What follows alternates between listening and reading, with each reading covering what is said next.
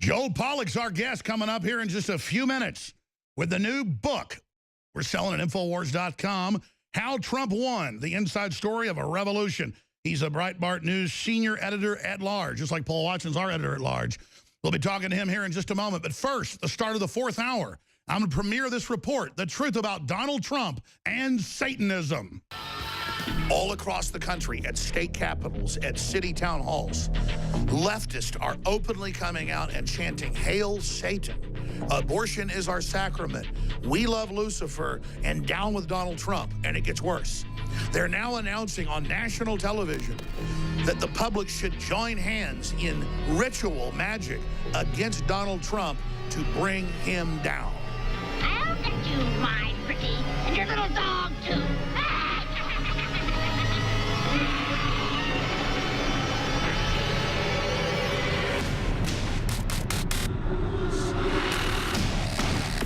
Very exciting time to be alive, to say the least. You see the establishment completely coming after Trump because he's for real. The book, How Trump Won, by Joel B. Pollak. Thank you so much for joining us. Where do you want to start, my friend? Oh, it's good to be with you. Wow. Tell us about why you wrote the book, what's in the book, and currently where you see the presidency going. Well, let me let you and your viewers in on a little secret. I wrote the book because I expected him to lose. I thought Trump would win the nomination, but like many others in the media, including in the conservative media, I didn't think he was going to win the election. And one of the things that bothered me most was that after the election, there was going to be this civil war among conservatives and in the Republican Party, and that this was going to damage the effect to move forward with defending the Constitution, holding the government accountable, and so forth. So I was trying to make head or tail of this election and tell the story of how this election came about in the crazy way that it did, and to try to unify all these different strands together and maybe come up with some basis through which the future opposition, which I assumed would be Republicans, could come together rather than tearing each other apart. Sure. You know what's funny? And that's why I wanted to interview you, because I knew that. I heard from other folks at Breitbart that that's where your book was going. I told folks Trump's going to win according to internal polls. And we know that they're skewing these other CNN polls and others. But when he wins, it'll just be a battle we won, because the bureaucracy, the Republican establishment, the Democrats, the globalists, all the foreign money is going to pile in against him. So the fight's just beginning. Trump getting in was just a beachhead. And so your book is perfect now to talk about the battle still going on in the Republican Party and how we've got to basically have a Trump victory throughout that system first to be able to get this agenda through. Right. Well, my co-author, Larry Schweikart, he was convinced Trump would win from the beginning. And so you talk about those internal polls. He was one of the people feeding some of those polls. He had a group of volunteer pollsters that he pulled together. They call themselves the Renegade Deplorables. And they were feeding information to the Trump campaign that the professional pollsters didn't have. So as you read the book, you find out a lot of interesting facts about how Larry knew that this election was going to go the way it did. But I was on the outside covering the campaign with an outsider's view. I was with the traveling press corps looking at it. Although I was the only conservative member of that press corps, the only person from a conservative publication, I still was traveling with them, seeing what they saw.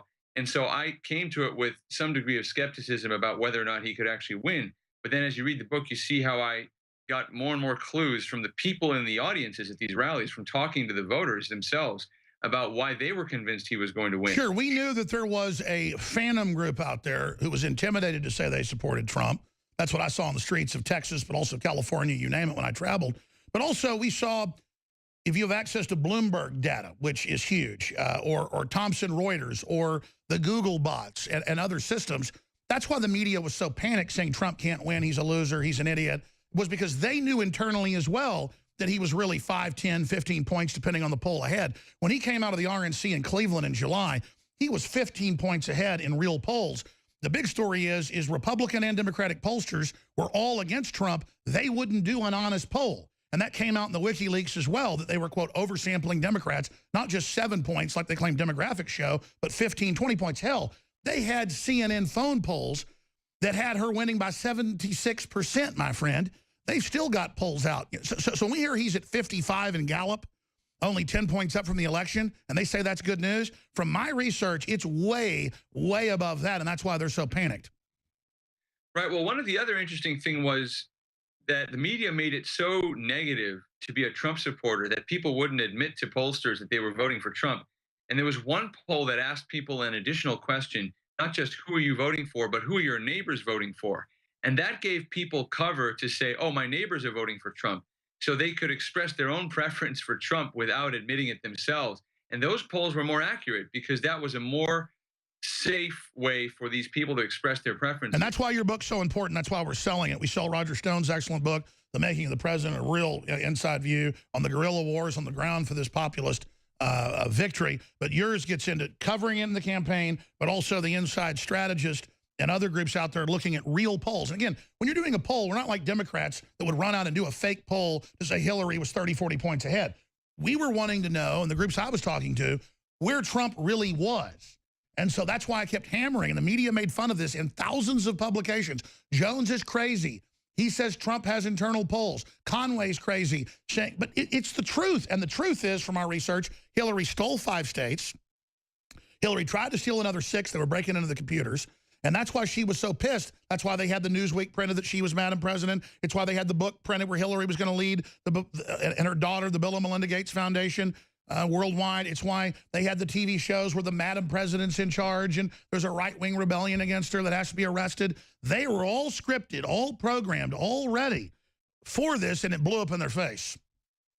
Well, you know, one of the most interesting polling failures wasn't even in the general election. It was in the primary in Michigan, where Hillary was up 30% over Bernie Sanders in the primary. And then on election day, he came back and beat her.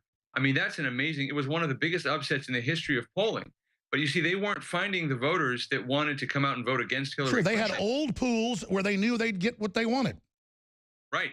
And Trump, I think, accessed a lot of those voters, you know, Bernie Sanders voters, people who cared about the issues Trump was talking about, trade and immigration and so forth, but didn't want to be known as Republicans or Trump voters necessarily. I think one of the reasons the exit polls on election day were so wrong is that a lot of those Bernie Sanders voters walked out of the polling places, didn't want to talk to anybody. They didn't want to talk to the pollsters. It was their vote, their private affair. They didn't want to tell anybody about it. And, you know, Frank Luntz on the day of the election tweeted out, based on the election polls, Hillary Clinton's going to be the next president of the United States. And then after it turned out, of course, quite the opposite, he said, this is the biggest disaster in the history of exit polling. But there were a lot of people who just did not want to share their preferences with professional pollsters. Absolutely. Well, look at Hollywood. The Oscars ratings are way down. They couldn't even get who Best Picture was right. They spent most of the show bashing Trump, talking about how he goes to the bathroom at 5 a.m. and, you know, how he's a racist. You could not be more out of touch than the professional pollsters, MSM, Hollywood, this whole group of mummies who just aren't connected to reality. Now they're kind of freaking out, going into panic mode. Where do you see all this going? Well, it's very interesting because there's a lot of panic right now in the media for 2 reasons. One, they tried to stop Trump from winning and they couldn't do it. So he undermined their power. And the other thing is they're trying to get the American people to turn against him. But Trump's voters aren't leaving him behind because he's doing so far most of what he promised to do. So he's undermining the media's credibility and he's still going over. And by the way, when they block him, the media acts like he went back on a promise when he just keeps fighting. That's right. And he's laying out an agenda in addition to taking these executive actions and executive orders, but he's laying out an agenda to achieve what he told people he would achieve. Now, obviously, he promised some very big things, some of which are going to be very hard to deliver. But as long as he doesn't turn his back on his own voters, and I don't think his own voters feel that he has, he's going to remain in that strong position. And the media really should know that this works because basically that's what Obama did. I mean, Obama kept his coalition together so that even when he was letting down the rest of the country, even when the independents deserted him, the Obama voters were still in his camp, and that's how he came back and won in 2012. So we've been in this movie before, but the media thinks it only goes one way. That's right. And Obama, of course, is keeping his coalition. He's moved in close to the White House in a bunker. He's saying he's going to help foment with Soros this whole downfall of Trump. That only makes it more clear to everybody who's a populist of every race, color, and creed that Trump's the real deal. In fact, for me, because I'm somebody that's a big skeptic, big anti-establishment, but I study what Trump actually does. the research, the on-targetness, it's almost unbelievable how good he is from my populist, hardcore libertarian perspective. I mean, he's just so good. It's unbelievable. He really approaches things from what's right, what's just, what's common sense. I mean, I'm sorry, I have to fawn after Trump. Well, here's the other thing about it. You know, he brings his skills as a businessman to the Oval Office, but when people talk about that, they tend to focus on the management skills that you bring from the business world. The other thing he brings is a feeling for the consumer. And politicians don't have a sense for the consumer. They never offer us what we want. Oh, yeah. If you're in business as a salesman or as a service person, then you better be dialed into what people are saying or you're done. Exactly. Pelosi's up there saying she hasn't done anything wrong and thinks Bush is still in office. And, you know, Waters thinks that the Russians have invaded Korea. Now, you talk about disconnected in la-la land. Right. So he had a feeling for the consumer, and he knew better what was going on in the minds and hearts of the people in that audience than the professionals did and the consultants did. All right, well, let's talk about where it's going. We have the author, Joel B. Pollak, Breitbart News Senior Editor at Large, How Trump Won, available at InfoWarsStore.com, Breitbart.com, just wherever you get it. Don't get it from Amazon, because then Bezos gets $600 million a year from the CIA. Literally, that's mainstream news, to run the Washington Post and engage in deceptions and evil. So try to get it from Breitbart.com or InfoWars.com, because Breitbart.com and InfoWars are all being blocked and hammered and attacked and our advertisers taken because we're patriots. We'll be back. Stay with us. Joel Pollak, editor at large, senior editor at Breitbart, How Trump Won, the Inside Story of Revolution. We sell the book at InfoWarsStore.com. And here's the bottom line. You may already know about all of this stuff, but most people don't. And if you can even get a so-called liberal to read something like this and to see the manipulations, the deception, all the things that were in WikiLeaks, they can really wake up to how they're being conned. Because a lot of liberals actually believe Trump is this evil, horrible racist who's out to get them. And once they buy into that mindset, it's hard to get them out of it. Now, coming up in the next segment, for the next hour and a half, I'm going to take your phone calls, cover clips, cover what happened at the Oscars, and more. So I'll give out the toll-free number at the start of the next segment. Going back to Joel Pollak. Joel, anytime you've got a big story at Breitbart, you want to get out on air, give us an email or a tweet. We'll get you on for 5, 10, 20 minutes, whatever you want to do. But congratulations on the book. I've only read part of it. I look forward to reading the whole thing, but I'd gotten the inside scoop on what it was on. I was actually aware of some of the things in it that I'd kept close to the vest. So I'm glad we can talk about some of the things that are now in the book. But again, congratulations. Just in the last 5 minutes, what do you want to talk about instead of me asking questions? Well, let's talk about, as you said, the road ahead from here and where Trump's going to go. You know, this week he's got his first address to a joint session of Congress. It's not technically a State of the Union address, but pretty close to it. And I think that the Democrats are busy trying to figure out how to troll this address. They're inviting all kinds of people. Yesterday we saw they're inviting illegal aliens to the address to sit there in the gallery, and they don't really know what to do. I mean, one of the more interesting things that he did during this election was he didn't just go for the swing voters. He reached right into the heart of the Democratic coalition and got those Democratic base voters to join his side. And the Democrats are in a flat out panic about it. So we know more or less what Trump's going to say in Congress because he's been saying it all along. We know what his agenda is. He's pretty transparent about it. But the really interesting thing is to see how the opposition reacts and what kind of resistance, as they call it, they're going to be putting up. And I love how the whole establishment, the Republican leadership, they're all against him. But then the Democrats now call themselves the resistance because myself, Steve Bannon, Trump, we're all saying and branding it as Drudge has done properly, the resistance to the globalist, the resistance to this whole world government corporate system. It's now out in the open. And so now they're calling themselves the resistance to our president that's just our beachhead to try to take our country back. Yeah, I think there should be a rule for the Democrats' resistance. They should have to say it with a French accent, because there's this really crazy notion that we don't live in a democracy. I mean, they're not calling it the opposition. You know, the Tea Party was a loyal opposition. The Tea Party was about people getting active, doing something to change their government, petitioning for the redress of grievances, you know, the old constitutional bit. And the Democrats lost one election and they're acting like we're occupied by a foreign power.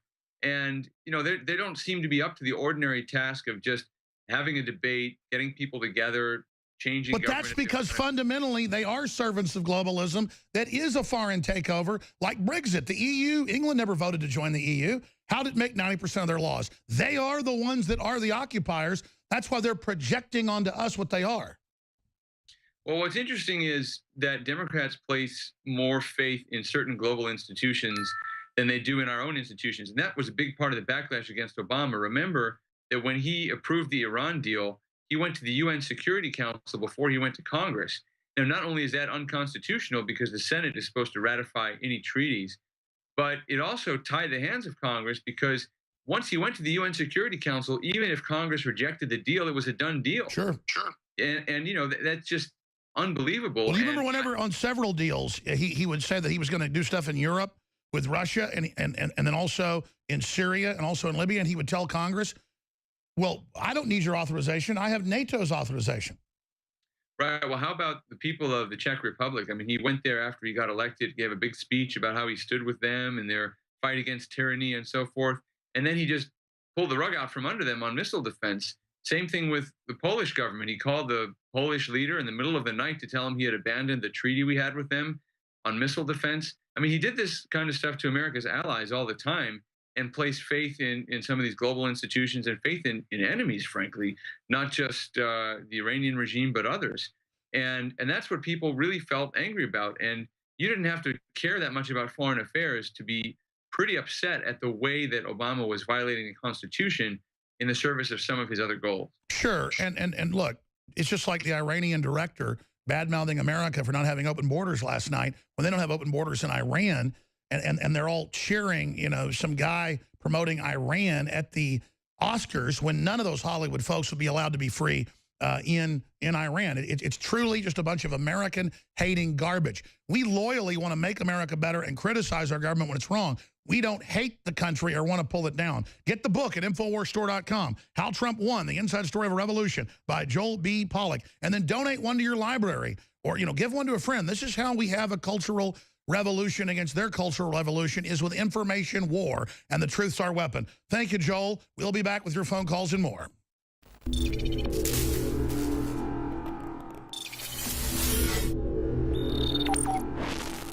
Look, I'm not going to sit here and say, see, I told you so, that communist Chinese-style net censorship was coming to the web, because it's already here. It's being announced. The way you keep the internet open and free is you get involved more than ever. Go to Infowars.com/app. A new battleship in the fight. Infowars Live, available right now. We're looking for a crew to man it. You gonna sit down and play games and be a trendy? Or are you gonna be part of history? Don't sit by and let the internet and free speech be stolen from you. Take action.